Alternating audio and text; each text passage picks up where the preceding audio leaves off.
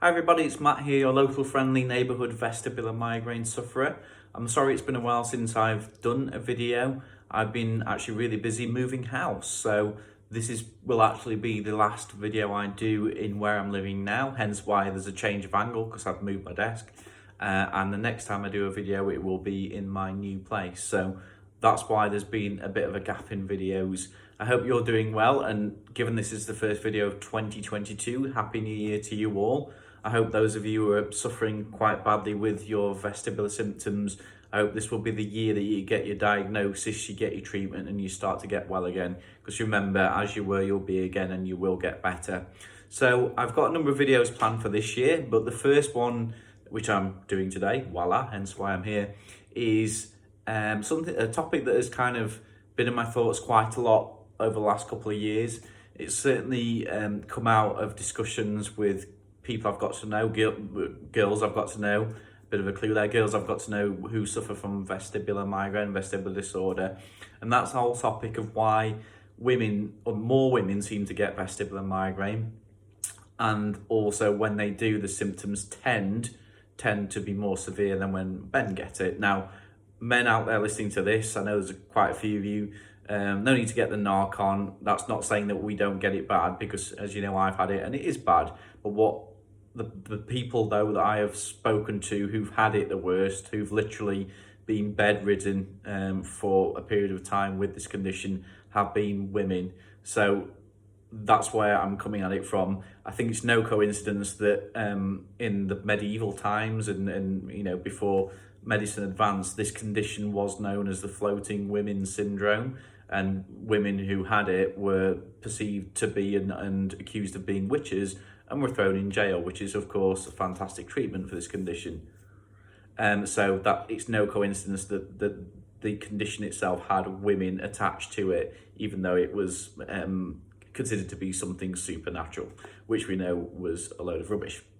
So why do women suffer more frequently from vestibular migraine and more intensely from vestibular migraine? So I think probably most of you can work it out, and it's not rocket science, but my hypothesis, my theory is that it has to be linked to hormone changes, particularly when women enter the time of the month, as we call it in the UK. Apologies, I don't know what you call that around the world, but it's also known as the period. In crude terms at school, it used to be on the blob. You know what I mean. So when a woman is at that time of the month, menstruating, there are hormone changes that take place in her body. So, for example, estrogen, which is, you know, that key female hormone, those levels drop. And then I think there's another hormone I can't remember the name of, but it begins with P, will slightly increase. And both of those changes, there's been studies done which has focused on more regular migraine, and there's studies been done to suggest that when that happens, women are quite much more likely to get a migraine, so to get a regular migraine. So it makes perfect sense to me that if you're menstruating and you get a migraine, you can menstruate but get vestibular migraine as well. So women I've spoken to who've got the condition, most of them have told me that even if they've got better and you know they're living life back to normal as they were before they were poorly, they do notice there a little bit of a flare up of symptoms around that time of the month. So those of you who've seen my other videos, and if you haven't, do check them out. But the last video I did was kind of an update to my kind of hypothesis as to what I think vestibular migraine is and what's causing it. And you'll know from that video, if you've seen it, that inflammation for me is a big cause. So inflammation, so something like, I don't know, IBS, irritable bowel syndrome. Obviously an injury causes inflammation, a virus causes inflammation. So, you know, if you have a virus or if you have a certain remedy to that virus that's going around at the moment, which might involve a prick, they all cause inflammation in the body. So when women are menstruating and it's that time of the month, for me, and women will know more than me, but there must be somewhere an increase in inflammation in the body during that period, or the hormone changes I mentioned at the start, the reduction of estrogen, either or both maybe, do trigger vestibular migraine and upset the body in some way that it produces vestibular linked symptoms. So my theory again is these changes will affect the central nervous system, which then produce some of the vestibular symptoms, even if there's nothing wrong actually with the vestibular system. So as I always try and do in my videos, well, what can you do about this? So I think firstly, most of you will have worked it out, but if you've not thought about it being linked to your time of the month or your period, then maybe that's a revelation for you. But I think pretty much most of you will have already come up with that or noticed that, if, for example, you've noticed your symptoms are always worse at that time of the month. But what I think might be worth a try, and again, as I always say, I am not a doctor, I am just a sufferer and who tries to pass on my experience. So I'm not saying you should go out and do this because Matt said. Matt's not a doctor, Matt's not paid and qualified to give you medical advice, but what could be worth doing is speaking to your doctor, because as far as I'm aware, and again, I ain't no woman, as you can tell from this, muscular, manly physique, that there are some treatments that women can get, particularly if they suffer quite badly from menstrual migraine, so menstrual regular migraine, and they are usually, I think, medication that is anti-inflammatory. So it might be worth you talking to your GP to see whether you can get some of that some of that medication maybe to help with the time of the month, and maybe give it a trial and see whether that does, for example, reduce any vestibular symptoms that you experience on your period, or maybe it's the actual key to getting you out of a chronic phase of the illness and getting you back more to normal. So that will be worth a try. And as you know from my other videos, because I am a big proponent of trying to reduce inflammation in the body, because that for me is a major cause of vestibular migraine or disorder symptoms, maybe do some of the things and look at one of my videos, for example, on foods that reduce inflammation in your body. So eating more things like blueberries, which reduce inflammation, but then also removing things out of the diet which do cause inflammation in the body, like excess sugar and that kind of thing. So it could be for you that getting a grip of that period, that time of the month, whether it's, as I said, through vitamins, through your diet, or through some kind of medication regime with your GP or doctor, that might be the key then for you to get yourself out of the chronic phase and get more onto the straight and narrow. Or it could be the key for those who have got a lot better. It could be the key to stopping getting any kind of residual symptoms when it gets to the time of the month. So that's my theory. I think there is some science to back that up, particularly in what's known in terms of the links between a woman's period and regular migraine. So logically, it makes sense to me that must also be the same kind of link for vestibular migraine. So it's not just, a pipe dream theory, but where the theory comes in for me is, as I've tried to explain, is whether then taking control of that period, whatever it may be, meds, vitamins, food, then might have an effect on the vestibular symptoms. That is my theory. I don't know that for sure, and I've not seen any studies on that, but I just think it might be worth a try. And I think it's just also worth talking about, just to raise awareness of the issue. So maybe this is my day for feminism, but that women do suffer from this illness more than men, and they do suffer from it more severely.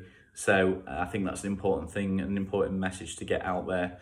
She is suffering essentially when it comes to vestibular migraine. So when I do an update to my theory of everything, so people who watch the videos regularly, usually every 6 months, I've usually learned a bit more about this condition or talked to more people with it who've given me, shared their stories, or given me an idea that makes you think, oh yeah, actually that could be a link, and else, it goes into that blender to form the hypothesis. So from when I do my next theory of everything assessment of where things are at in terms of my theory, I will definitely be including period and changing hormones during the period in there as a cause or a trigger and/or /trigger. So that will be in those videos from now on. I think I did mention it in my last one, but it's been a couple of months and I just can't quite remember, and I'm getting old, so my memory's not as good as it was. So I've got a few other videos lined up to do for you shortly. And when I've moved house, I've also got a faster internet connection, so that should mean I'll be able to do a few more and load them up quicker. because it takes ages to actually upload them where I am now because my internet's so slow, but it's going to be a lot faster. One of the things I want to look at is the influence of the weather on vestibular migraine. I've had a request from a chap to kind of go through a little bit of sort of doing fitness with vestibular migraine, because I think I mentioned in other videos I do try and keep myself fit, and I know it's really hard when you've got chronic vestibular symptoms. So I'll talk about some of the things I did during that period, but then also how I approach training once I start to get a little bit more better. And I also still have another live video to do, which is how to cope with, well, another two actually, how to cope with going to a concert for the first time after vestibular migraine, and also how to cope with going to the pub after vestibular migraine disorder. So I'm really looking forward to that one because I'll be able to drink while I'm there. And these are kind of like the sequels to the video I did the other month about traveling on the train, where I actually went on the train while making the video and talked you through it. So some exciting things to do. I still also want to do a video in terms of going into a supermarket and showing you how just having really basic things like FL41 lenses, which I'm wearing at the moment, and hence why it's red in my face, but there's also a red light, but you know what I mean. I'm not like in a submarine where it's red alert or anything. So simple things like having FL41s or just a regular pair of sunglasses go on a massively long way in terms of being able to cope in that supermarket. So you can get, you know, your bargains in or whatever it may be, and get around the shops without feeling too distressed. So I actually want to do that actually in the field. It's just a bit tricky at the moment with supposedly supermarkets supposedly enforcing mask wearing, because the video doesn't really work if you have to wear masks, and then your sunglasses or your FL41s are steaming up. I'd look like a right nana. I use the term supermarkets. I think probably the Americans call it strip malls or grocery stores. So that's what I mean by supermarkets. That's what we call them in the UK. So I hope you found that video interesting and useful. So a big shout out to the women out there who watch my videos and who've got in touch with me. This one really is for you. I'm sure you've all got your own ideas or theories about that. You may have ideas as well about treatments, period stuff, stuff to help with your period and things like that I have no idea about. I'm not going to, as I said, I am not a woman. I'm not going to know all the ins and outs of that. So if you know some, stick them in the comments, that kind of thing. Get in touch with me. And then what I can always do is do a sequel video to this, later down the line, once I've got more of an education on how the period time of the month is linked to vestibular migraine, which is something I'm sure women will know a lot more about than me. So hope you found that useful, and I hope it starts a good discussion in the comments. Just remains to me to say, as you were, you'll be again, and it's a farewell from this flat, and I will see you in my next video in the new premises. So as you were, you'll be again. See you later, and Happy New Year.